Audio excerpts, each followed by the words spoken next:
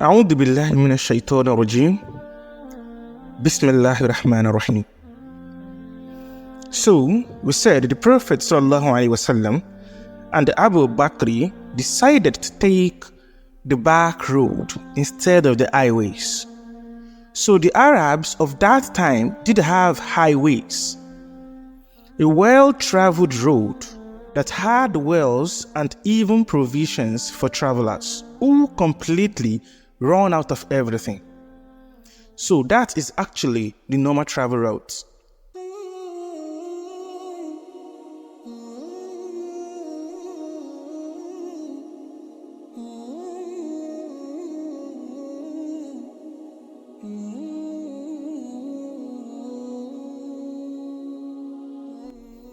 There would be markings so people would know it is a well-traveled path, and they would take those paths for safety, security, and reliance.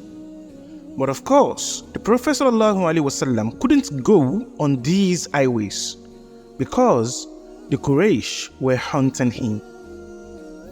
That was why he hired Abdullah ibn Uraykit to take him and Abu Bakr through a back path. In Sahih Bukhari and Muslim, Anas ibn Malik says that Abu Bakr radiallahu anhu narrated to them the details of the journey. The cave of Thawr is a very small cave. Its entrance is more on the top, and you have to wiggle your way into it. It's more like a crack on the opening. So the Prophet and Abu Bakr slide in logically as its opening is on top. Now, at home, what was happening to the temporarily blind kuffar? Obviously, they came to realize that the Prophet is gone. Then, at morning, the Quraysh hired professional trackers to trace them. Despite the fact that Amr ibn Furayra grazed the sheep close to the cave to cover their tracks, the Quraysh are intelligent people. Their trackers went all over the place till they were led to the cave by some sort of signs. So, the Prophet ﷺ and Abu Bakr were in the cave, and the kuffar were walking all over them. Remember, we said the cave has its entrance on top. So Abu Bakr was terrified that if these people have a reason to even ordinarily look at their feet, they will see us.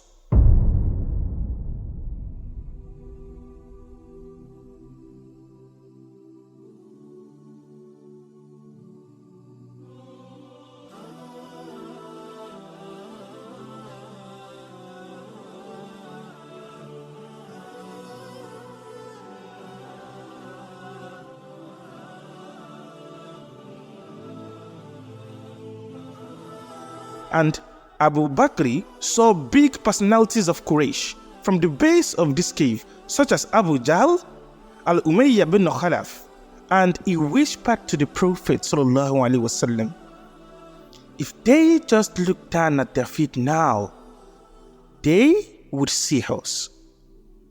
Since the entrance of the cave was at the foot level, that is, below the ground, and the Prophet ﷺ responded, O Abu Bakr, what do you think of two people, except that Allah is the third of them? Subhanallah.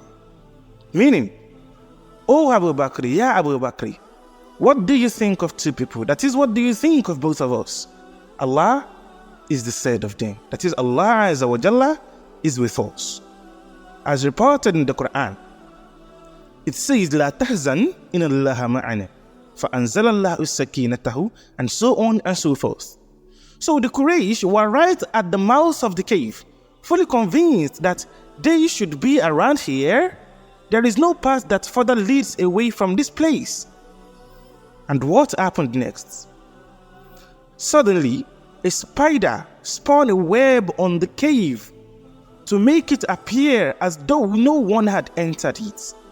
And it was said by the Quraysh in Surah books that upon seeing the spider web, they asked, How can they be here when there is a spider web on the entrance? Because a spider wouldn't be here so quickly. It would have needed some time.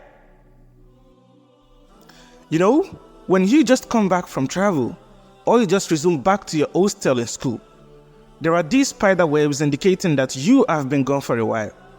And after that, a tree appeared, leaning down over the mouth of the entrance of the cave, and 2 pigeons started creating a nest on the cave. But do note that out of these stories, even though it still has a slight weakness in it, the most authentic story is the story of the spider, as it is reported in Musnad Imam Ahmad. The other 2 have been reported in books from the 3rd or 4th generation. There are big missing links in the chain of narrators. While there is no issue narrating them, we don't know if they are truly true. But of course, if Allah had willed it, then we don't have any problem affirming them. In any case, the Quraysh passed the cave and didn't realize they were in the cave, and they stopped the hunt for that time.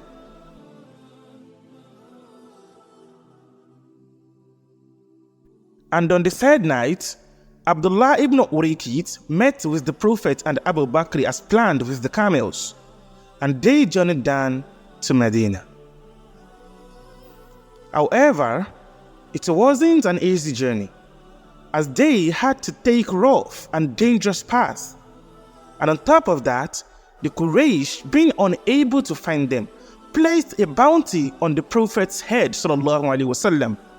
So bounty hunters were after them as well. And on the way to Medina, a number of incidents occurred. And of those, 2 are clearly authentic.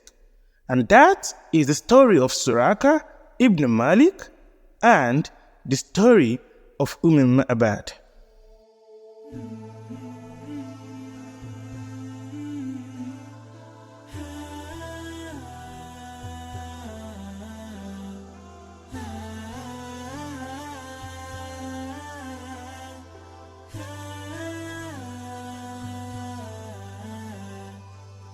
Now, let's get started with the story of Suraka ibn Malik. He was the leader of Banu Mudlij, that is not from the tribe of Quraysh. So the Quraysh had placed a bounty of 100 camels on the Prophet ﷺ, either dead or alive. That is an immense amount of money. It's a treasure. And this story is narrated by Suraka ibn Malik himself after he accepts Islam. Now, where to begin? News were going all around about the bounty on the Prophet's head. Horsemen are searching for him to claim it. Suraka says he was sitting with his fellow tribesmen, and the news comes that there is a search for 3 riders. The Prophet ﷺ, Abu Bakr radiallahu anhu, and Abdullah ibn Urayqit. So Suraka ibn Malik said he was sitting, and one of his people came back and said, I saw 3 people in the distance, and I am sure these must be the 3 people that the Quraysh are looking for. And suddenly, Suraka ibn Malik got greedy. He wanted the 100 camels for himself. So immediately he lied and said, oh, that's not them. That's the party of so and so. They told me they are going on an expedition in that region. That is, that's someone else. I know who they are. So everyone sat down thinking Suraka actually knew these people. And Suraka ibn Malik narrated that when they all forgot about the incident, he slipped away, rushed back home, got his war horse ready, put on his armor, and galloped as fast as he could, running on the horse to the 3 people. Even though there were 3, Suraka had bows and arrows, and it said, dead or alive. So he thought he could just kill them without even coming close. And that is actually 100 camels. So the task was easy for him. Taking them alive would have been a little bit difficult, but I can just shoot them dead and then claim the bounty. So Suraka says, when he saw them for the first time in the distance, as he was running after them, all of a sudden his horse sunk into the ground and flipped him over, subhanallah. And it had never done this before, according to Suraka. The horse started sinking into the quicksand and it flipped him all over. And that is a major accident. And in another version of the hadith, he said, as he keeps on running quickly after them, suddenly he would see a cloud of smoke or dust between him and the three riders. So he pulled out his aslam. The aslam is similar to things like the Auja boards. In Yoruba language, we used to call it the oracle, like Ifa. So during that time, he pulled out their own oracles, things like tarot cards, things you can use to predict the future.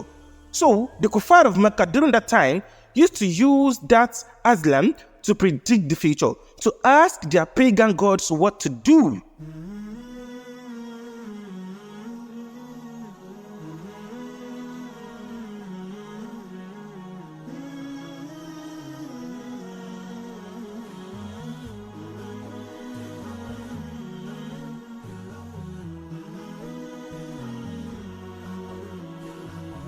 So the second time, in another version, it says, as he keeps on running quickly after them, he would see clouds of dust and smoke growing up between him and these three riders, subhanallah.